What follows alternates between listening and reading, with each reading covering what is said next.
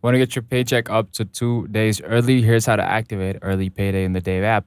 First, open the Dave app and head to your home tab. Make sure you have set up Dave spending account.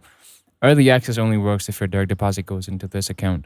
Next, go to settings, tap direct deposit, follow the instructions to move your paycheck to Dave. You'll get your unique routing and account numbers to give your employer.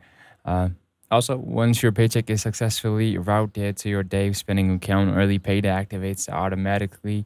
There's no extra fee or button to press. Just get paid sooner, straight into your Dave account. That's it, really. Your money when you need it is fast, it's really simple, and also really stress free.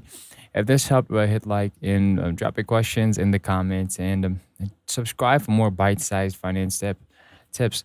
Thanks for watching. Also, guys, I want to let you inform that most of you guys that watch my videos, they're non-subscribed. So definitely, I would be really grateful if you subscribe to my channel so I can bring out more helpful and useful contents like these.